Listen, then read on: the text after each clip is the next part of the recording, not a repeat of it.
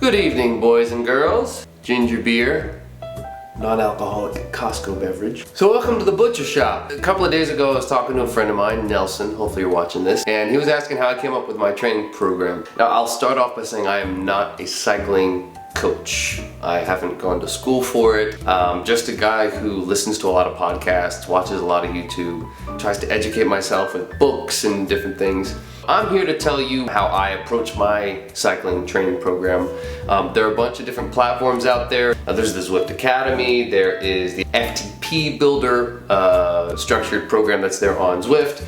Obviously Trainer Road has a huge following base. The reason that I haven't signed up for Trainer Road or haven't started to engage in just having someone else come up with my program is because I'm kind of like a self-starter type. I like to learn things. I actually do enjoy the process of learning things. And I want to know, well, how do you put a program together? What's the right way to do it? What's the wrong way to do it? What works, what doesn't work? And that's kind of my personality. When I first started learning how to play drums, I learned a few things from my dad and some other guys who were locally, but a lot of it just came from listening and learning, and what did I like and how did I apply that to my music. So I'm kind of taking the same approach with cycling. You got to start from somewhere, so what are the basics? That's what we're going to start with today. What are the basics? So let me grab this. So, how do you even start?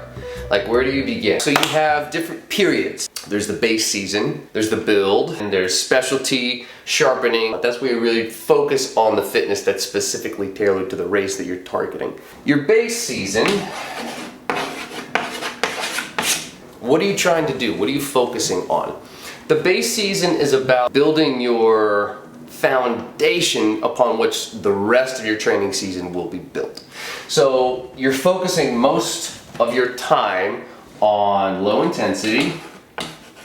Traditionally, you would be doing longer duration. Since I don't just magically have an extra 10 hours to spare in the winter, it's not like all of a sudden, oh, my schedule opens up because it's November. I can't just bring the intensity down and bring the volume up. That just doesn't work for me. The way that I have my base season structured is with a heck of a lot of sweet spot. Sweet spot for me is incredible. It gives you greater blood plasma volume so you can deliver more blood to your muscles. It gives you wider, broader capillary beds, more oxygen. It brings up your stamina. So at the end of the race, when you would normally, let's say you didn't have a really good base, you do a lot of sweet spot, it builds your stamina so that at the end of the race, when you'd normally be completely taxed and destroyed, you still have that big effort that you need to get over the top of the climb or to bridge that gap or whatever, fill in the blank. So doing this base gives you that foundation so that once you go and you start doing more of your threshold type work for the build period, or you do your VO2 work for the specialty period, you have this base or this foundation, and it's highly aerobic in nature. It's not building on that high intensity, but it's highly aerobic. It's building more of your engine, so to speak. All right, so the way that I structured my base season this year, I started it in October. What am I doing in October to do the base? All right, so I'm doing a sweet spot base training. Sweet spot. Alright, so what is sweet spot? Sweet spot is the training zone that is just above zone 3 in a 7-zone model. I use a 7-zone model, so just above zone 3 and just below zone 4. So that is 88 to 94% of your FTP, or functional threshold power. These are not just random numbers. This comes from Hunter Allen and I think it's Andy Coggan, whatever, Hunter Allen's book on training with a power meter. That comes from his book, so I'm not just coming up with this out of thin air. Hello? What are you doing? I can't fall asleep. Okay, you need to go to bed, bunny. Go to bed. Alright, love you. Love you. Good night. Alright, sorry about that. I still have kids and I'm a dad, you know that. So sweet spot is known as the biggest bang for your buck in terms of time spent. So if you can spend whatever, 6 hours a week and be doing sweet spot for 6 hours, you're kind of a beast, because this is not a training zone that's super easy. It's not nearly as taxing as threshold or VO2. But the cool thing about it is you can hold it for a long period of time. You can train there, not indefinitely, but for a significant period of time, maybe 3 days a week, 2 to 3 days a week. And you can do repeated efforts at that zone. So for time-crunched athletes like myself, where I only have 10 hours a week to spend, I can't be doing 20 hours of just super low intensity and high volume, Sweet Spot is perfect. So how do I incorporate Sweet Spot into my training program? All right, so I just decided to write this whole thing out. Hopefully you can see everything here. All right, so this is the base season. All right, so this is the season that goes, for me, from October to December. So my basic training week is gonna look something like this. Monday, I'm doing Sweet Spot intervals. Tuesday is like an endurance ride. Endurance, you're just basically doing an hour, maybe 2 hours, just light spin. No intensity at all, no intervals, just going out and doing whatever you have the time for. Wednesday, usually off. Then Thursday, I'm doing more intervals. By that time, I've had 2 days of either low intensity or off completely. And I have the legs to do another workout. So they're fresh, I can get some good quality work in. Then Friday is a recovery day. That would be like zone 1, which is like active recovery, super light, chill spin. Your heart rate's like 120 beats a minute, like super easy. You're going out for just an hour or something just to get the legs moving, but you're not putting any fatigue into your legs. And the reason is because I've got my group ride on Saturday. Now, some guys don't believe in group rides, which I get it because group rides can be all over the place, right? I like group rides because I get to hang out with you guys. I get to go out and test myself against other cyclists, people in the local community, and kind of see where my fitness falls. You know what I mean? And group rides are cool for that because you know who the hitters are, you know what to expect, and you can kind of test and gauge and see, hey, how do I measure up against these guys that I've been riding with for years? So that's and then Sundays off, maybe do an hour spin if I have the time, but generally I like to have Sundays as like my family day, church day. I don't touch that at all. So for my training week, I usually do maybe 2 hours here, maybe 1.5 hours here, maybe 0 obviously there, maybe another 2 hours here, maybe another like whatever 1 hour here, and then the group ride ends up being like 3 hours. Okay, so it's at 4, 6, 8, 9.5. That is basically what my training week looks like, about 9.5. I try to get 10, but 9 to 10 hours a week of solid training. That's 5 days a week that I can train. Since I only have 9 hours to spare, they have to be quality hours. That's why I do these 2 Sweet Spot workouts every week, boom and boom, to get that quality in. So what's a good Sweet Spot workout? Okay, great. This is what you do. Great. You love this Sweet Spot base for these 3 months. What does that workout look like? Let me show you. So here's an example of a Sweet Spot workout that is just 1 hour in duration. This is like if you're not used to doing structured work, this is perfect for you to get started. So this 1 hour Sweet Spot workout is a 15-minute warm-up. Warm-up, you basically, for me, I just basically spin at my endurance pace, which is like 60 to 75% of my FTP. Then you have your first Sweet Spot interval, 5 minutes. So all of these are basically 5 minutes long. So 5 minutes at Sweet Spot, 3 minutes rest. And you're gonna do that 5 times. So that's gonna accrue 25 minutes at Sweet Spot. That's for an hour to do 25 minutes of Sweet Spot. That is great. You're doing 5 minutes on, 3 minutes off. What if you have an hour and a half? You could just literally throw in more intervals and just do, instead of doing 5, you could do 7 or whatever. It's a great place to start, just doing the 5 minutes. Do this workout twice a week, and maybe do that for the first 2 or 3 weeks. See how your legs feel.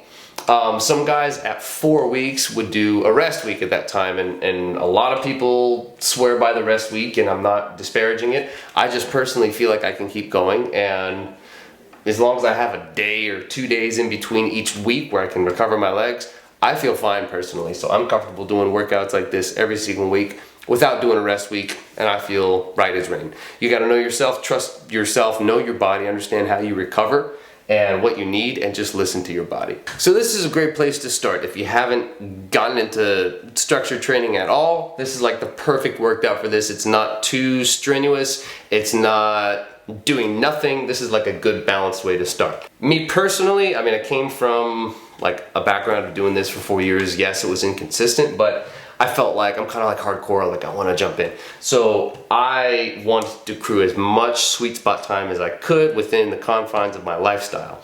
So I said, instead of doing 1 hour, I want to do 2 hour sweet spot workouts. So I'm going to show you what my workouts started out as and how I progressed those out longer and kind of how I structured those now. All right. So this is the workout that I started my base season off with. This was a 5 by 10 minute sweet spot workout. It's like an hour and 45, hour 50 minutes, something like that. So it's basically a 20-minute warm-up followed by 5 10-minute sweet spot intervals. And in between each interval, 5 minutes of rest. So I did this workout for maybe 2 weeks, I think. So for 2 weeks I was doing 5 by 10s basically, and I started to feel really strong. Like at the end of those 2 weeks, after doing this workout only like 4 times, basically twice per week, I started to see a big difference. My muscles just felt stronger. I wasn't breathing nearly as hard. My heart rate was about the same. My heart rate fluctuates, but I was just feeling an overall feeling of, it just felt easier. The RPE went down. So then I went from doing 5 by 10 and accruing 2, 3, 4, 5, 50 minutes. So in the previous workout, you do 25 minutes of sweet spot. You accrue about 25 minutes. In this workout, you're accruing 50 minutes. 50 minutes of sweet spot. Almost a full hour just below your threshold, which is like ridiculous that you can accrue that much time in a workout. Then I ended up doing 4 by 15. So instead of 10 minutes, you're doing 15. So you're getting that benefit of being able to hold that high percentage of your FTP for a longer period of time. But not only that, the extended benefit of that stamina that you're going to be building at right around your threshold. So instead of 50 minutes, you increase it to 60 accrued, right? 15 times 4 is 60 minutes. Now what I'm going to be starting this week, I'm getting over a cold, so it's going to be a little tough, but now I'm going to be doing, instead of 4 by 15, 4 by 20. So that's 80 minutes, right? 80 minutes. So that's like almost an hour and a half at sweet spot. Basically, sweet spot base is, for me so far, I mean, I've done sweet spot for 7 weeks consistently, and my FTP went up 7 watts. Now it might seem like that's insignificant, right? Like, okay, great. And some guys, they see in 7 weeks, I was talking to some guys on Facebook, they were saying, hey, I've seen a 30 watt, bounce in just 3 weeks or something like that. But for me, at this point, having trained for 4 years and never being able to really, like I was trying to hold 300 watts for 20 minutes. I held 298, which for me, I mean, my best 20-minute power ever was 288. And then just last week, I held 298. So to put 10 watts on my 20-minute power after just 7 weeks of doing sweet spot training, dude, that was significant for me. If I'm able to average 1 watt per week, going from a 282 FTP, if I can do, let's say in 52 weeks, do it in a year, get 52 more watts, like 334 in a year of training. If I can average that, that would be significant for me. So sweet spot training is, for me, I'm seeing that it's really the best bang for buck in terms of time for the base training. Now, once I get into the build in January, I'm going to be doing more FTP sort of intervals, that sort of thing. I haven't totally figured out, I'm not going to lie, I haven't totally figured out how I'm going to approach it or what I'm going to do, but I believe in this a lot. So for me, I've really started to see the fruits of sweet spot training. I heard a lot about it, and I decided this year I'm going to give it a shot, and so far it seems to be working for me. So hopefully this helps you guys, hopefully it gives you some insight into how maybe you could structure your program. If I'm totally off, if there are like some coaches who are like, dude, you don't know anything, like let me know, throw it in a comment, let's start a conversation. This channel is not about having it all together. Like, this channel is about telling the story, it is about showing the mistakes and showing that progression from the start till being fit. So for me, this is part of that story, and hopefully it can help you guys too. So if you have any questions, leave it in a comment. Hopefully this helps somebody, and until next time, Butcher out! I never know how to end these things.